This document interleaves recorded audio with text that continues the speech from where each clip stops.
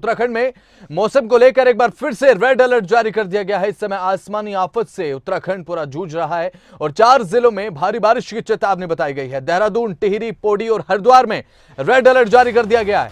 अन्य जिलों में बारिश का ऑरेंज अलर्ट जारी है और साथ ही आपको यह भी बता दें कि 18 जुलाई को उत्तराखंड में ऑरेंज अलर्ट रहने वाला है।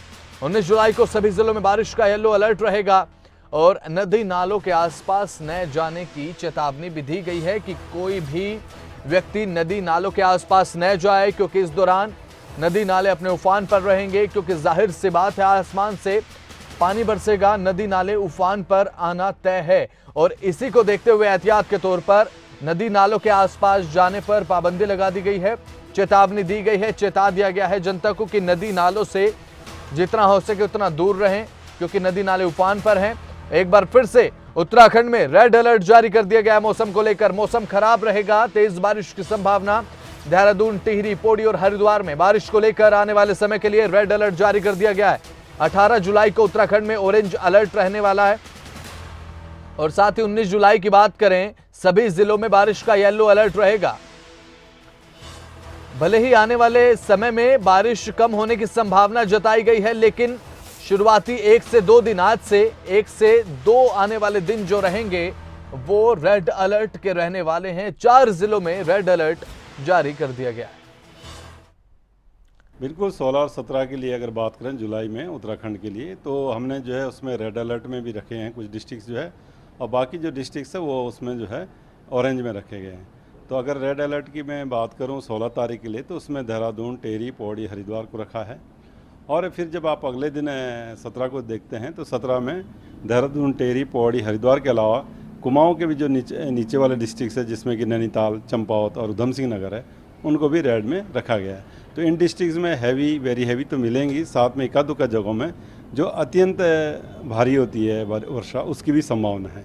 तो कहीं ना कहीं इसीलिए उनको थोड़ा जो है रेड उसमें रखा गया है। और बाकी डिस्ट्रिक्ट की बात करें 16-17 में, तो उनको भी ऑरेंज में रखा है।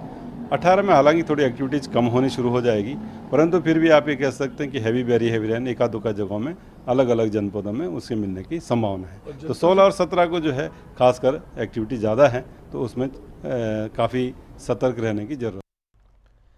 हमारे साथ संवाददाता नासिर हुसैन जुड़ चुके हैं देहरादून से फोन लाइन पर। नासिर हुसैन, इस समय मौसम को लेकर क्या कुछ आलम उत्तराखंड में बना हुआ है? बताया जा रहा है कि एक और रेड अलर्ट दे दिया गया है उत्तराखंड को। क्या उत्तराखंड इस रेड अलर्ट के लिए तैयार है, क्योंकि नासिर पहले से ही ज्यादा नुकसान उत्तराखंड में हो चुका है?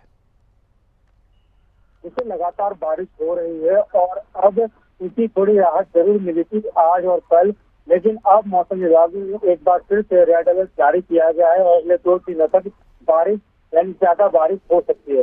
हालांकि 2 दिनों के बाद बारिश का जो है वो येलो अलर्ट रहेगा। येलो अलर्ट में ज्यादा बारिश नहीं होती है, रुक रुक कर कुछ इलाकों में बारिश होती है, लेकिन जब रेड अलर्ट जारी किया गया तो जाहिर तौर पर प्रशासन को अपनी और ज्यादा मजबूत करनी होगी, क्योंकि जिस तरीके से पिछले दिनों में लगातार बारिश हुई और बारिश के कारण काफी नुकसान पूरे उत्तराखंड में देखने को मिला। कई जगहों पर पानी भरा, कई जगहों पर भूस्खलन हुआ, लेकिन सबसे बड़ी बात यह है कि अब 2 दिन कहीं ना कहीं खतरे का सबक पैदा कर सकते हैं, क्योंकि जिस तरीके से बारिश से जो जल भराव हुआ है उससे अभी भी लोगों को राहत नहीं मिली थी और 2 दिन के बाद अब एक बार फिर से रेड अलर्ट जारी किया गया है। तो ऐसे में आने वाले दिनों में जो चुनौतियां हैं वो कहीं ना कहीं आपदा प्रबंधन विभाग और सरकार के लिए खड़ी हो सकती है, क्योंकि जिस तरीके से बारिश हुई है पिछले दिनों में, उस तरीके से अगर बारिश आने वाले दिनों में होती है तो और ज्यादा नुकसान होने की संभावना। इसलिए पहले से प्रशासन को तैयारी करनी होगी। अब अलर्ट जारी कर दिया गया है, अब देखते हैं कि किस तरीके से प्रशासन अपनी तैयारी करता है और आने वाले दिनों में अगर बारिश होती है तो उससे कैसे निपटता है। नासिर, ऐसे में अभी फिलहाल जो बाढ़ प्रभावित इलाके हैं उनमें जिन लोगों ने अपने मकान खो दिए, जिन किसानों ने अपनी फसलों को बर्बाद होते हुए अपनी आंखों से देखा, उनके लिए प्रशासन की तरफ से कोई व्यवस्था को लेकर बात कही गई है क्या?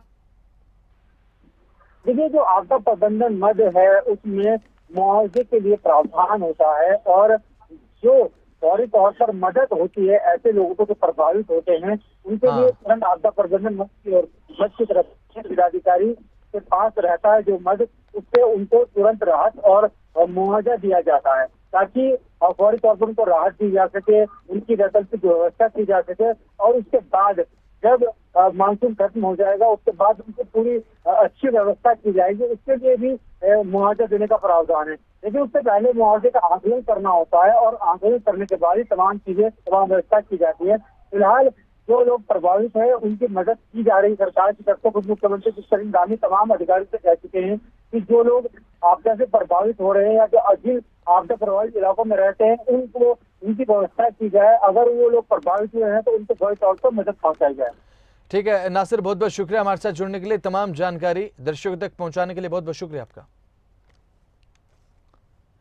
तो हरिद्वार से हमारे संवाददाता जुड़ चुके हमारे साथ सुमित यश कल्याण। सुमित, इस समय हरिद्वार में क्या कुछ आलम देखने को मिल रहा है, क्योंकि जिन जिलों में रेड अलर्ट जारी किया गया उसमें हरिद्वार का नाम भी शुमार है।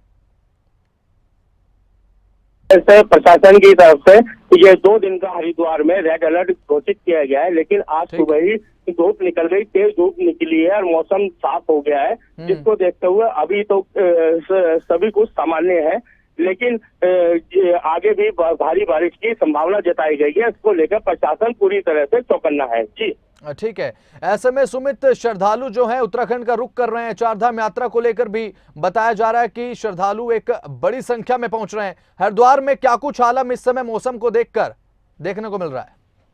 जी, इस समय तेज खिली हुई धूप निकली हुई है और श्रद्धालु के हरिद्वार में, क्योंकि कल को सोमवती अमावस्या का स्नान है, उसमें काफी श्रद्धालुओं के पहुंचने की उम्मीद है। लेकिन प्रशासन और पुलिस प्रशासन लगातार मुस्तैद है और उनकी सुरक्षा के लिए जगह जगह पुलिस फोर्स भी तैनात की गई है और पूरा उनका ध्यान रखने के लिए पूरी तरह तैयार है। जी ठीक है सुमित, नजर बनाए रखिएगा, जानकारी आपसे लेते रहेंगे। फिलहाल बहुत बहुत शुक्रिया आपका जानकारी देने के लिए।